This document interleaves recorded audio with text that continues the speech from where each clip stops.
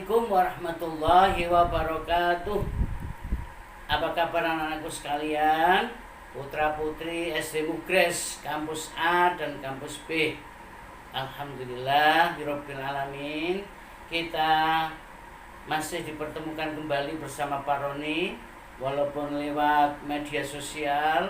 Semoga tidak mengurangi semangat belajar kita di dalam mempelajari ilmu Allah, lebih khusus tentang kisah tauladan Nabi Ishak. Namun terlebih dahulu marilah kita berdoa kepada Allah Subhanahu wa taala agar supaya dimudahkan dalam memahaminya. A'udzu billahi minasy syaithanir rajim. Bismillahirrahmanirrahim. Rabbi zidni ilma warzuqni fahma waj'alni min ibadika sholihin. Baiklah anak-anakku sekalian, kita mulai kisah teladan Nabi Ishak. Apakah anak-anak sudah pernah membaca kisahnya? Tentu saja Pak Roni yakin bahwa kalian sudah ada yang pernah membaca tentang kisah tauladan Nabi Ishak. Bagi yang sudah pernah membaca, semoga semakin tambah ingat. Bagi yang belum, supaya menjadi tahu, supaya setelah tahu, supaya lebih kenal lagi dengan kisah tauladan Nabi Ishak. Tentu saja kita bersama diharapkan setelah memahami, mencermati tentang kisah tauladan Nabi Ishak, diharapkan bisa meneladani dalam kehidupan sehari-hari. Marilah kita simak bersama tentang kisah tauladan Nabi Ishak. Anak-anakku sekalian, siapa sih yang tidak senang, siapa sih yang tidak kepingin seperti Nabi Ishak? Ada apa? Nabi Ishak itu, anak-anakku sekalian, seperti Nabi dan Rasul yang 25. Jadi salah satu Nabi dan Rasul yang 25 adalah Nabi Ishak. Beliau adalah manusia pilihan Allah. Nabi Ishak manusia yang dicintai Allah.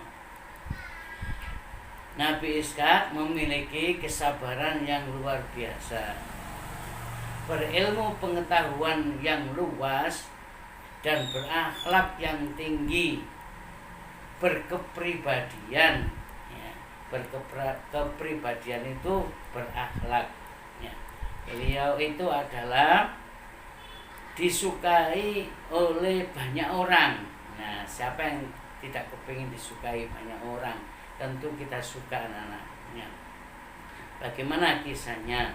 Mari kita dengarkan bersama. Nabi Ishak itu dilahirkan dari seorang ibu namanya Sarah.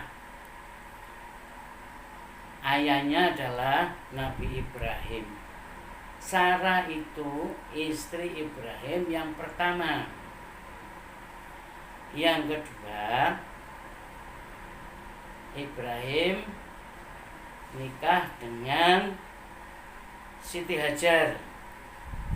Nah, dari Siti Hajar lahirlah Nabi Ismail. Nabi Ismail lahir lebih dulu. Jadi Siti Sarah atau Sarah dengan Ibrahim ini lama sampai usia tua tidak dikaruniai seorang putra.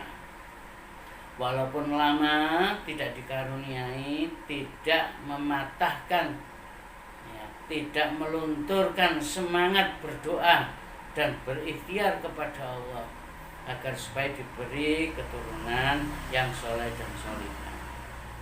Anak-anakku sekalian, Sarah dan Ibrahim itu sudah tua. Kalau menurut logika kita itu tidak mungkin punya anak. Tetapi ini ada kehendak Allah yang spesial buat beliau berdua, maka dikisahkan dalam Al-Quran bahwa pada suatu hari ketika Sarah dan Ibrahim berkeluarga di daerah Palestina, beliau dalam keadaan sehat walafiat, hidup yang damai dan berkecukupan. Namun sudah lama, sudah tua, beliau tidak punya anak. Suatu hari Nabi Ibrahim dan Sarah kedatangan beberapa tamu. Nah, dari beberapa tamu itu diperlakukan sebagaimana tamu-tamu yang telah datang kepada beliau Ibrahim dan Sarah, yaitu disuguhkan berbagai makanan yang lezat dan bergizi. Minumannya juga minuman yang segar. Namun ini aneh anak-anak. Biasanya pada umumnya tamu-tamu yang datang itu langsung dinikmati, diminum dan dimakan. Tetapi ini aneh. Dipersilakan untuk makan, tidak dipegang, tidak dijamah sedikit pun. Disuruh minum minuman yang segar, satu pun tidak ada yang memegang dan meminumnya. Ada satu tamu yang bersuara, "Wahai Ibrahim, kami ini adalah utusan Allah, datang untuk memberitahukan kepada panjenengan atau kepada Ibrahim dan Sarah." Maka Ibrahim menjawab, "Oh, kalau begitu silakan disampaikan apa pesan Allah kepada kami." Pesannya disampaikan bahwa istrimu Sarah tidak lama akan mengandung dan akan dianugerahi seorang anak yang nantinya diberi nama Ishak. Nah, pada saat dialog malaikat dan Ibrahim itu, Sarah berada di balik tabir mendengarkan. Apa mungkin saya sudah tua, gak mungkin saya punya anak, sedangkan suamiku Ibrahim juga tidak jauh usianya dengan saya. Nah, Ibrahim mendengar istrinya mengatakan tidak mungkin. Ibrahim menjawabnya, "Wahai istriku Sarah, sesuatu yang tidak mungkin, sesuatu yang mustahil. Kalau itu kehendak Allah, bisa jadi kenyataan." Maka anak-anakku sekalian, cerita singkat, Sarah tidak lama kemudian hamil dan lahirlah Nabi Ishak. Anak-anakku sekalian, Nabi Ishak ini kemudian tumbuh dari kecil, semakin hari semakin besar, tumbuh menyenangkan orang tua, dan makin hari semakin cerdas. Nabi Ishak ini memang diberi kelebihan oleh Allah seperti Nabi dan Rasul lainnya. Nabi Ishak ini kecerdasannya selain dari intelektualnya juga cerdas keterampilan. Salah satu digambarkan dalam kisah itu, keterampilannya adalah pandai memanah. Nah, ini salah satu yang dimiliki kelebihan daripada Nabi Ishak.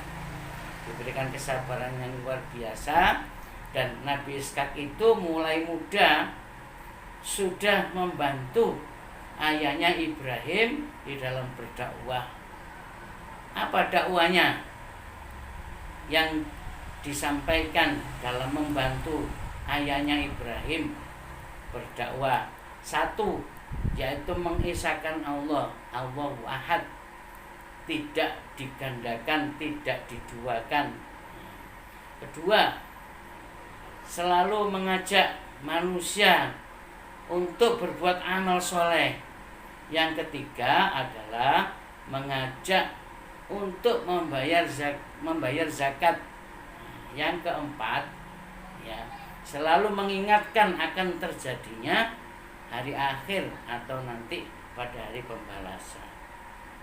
Nah, dengan ilmu yang luas, dengan akhlak yang tinggi, karena kepribadian daripada Nabi Ishak itu, beliau itu ramah, ramah. Kalau bicara santun, lemah lembut, murah senyum, hatinya nggak pernah dendam, nggak pernah marah. Nah, keramahan itu menyebabkan banyak disukai orang. Ya, jadi itu beberapa ciri khas yang dimiliki oleh Nabi Ishak. Nah, anak-anakku sekalian, kira-kira ada yang kurang jelas beberapa karakter atau ciri kepribadian dari Nabi Ishak? Coba nanti kita berlatih pada halaman 14, dikerjakan 1-5 saja, dicentang dan difoto. Dicentang, difoto, dikirim ya pada guru PAI kalian masing-masing, baik yang di kampus A maupun yang di kampus B. Anak-anakku sekalian, kiranya sampai di sini dulu karena waktunya terbatas, tidak bisa menyampaikan panjang lebar, hanya beberapa kata kunci yang perlu diteladani.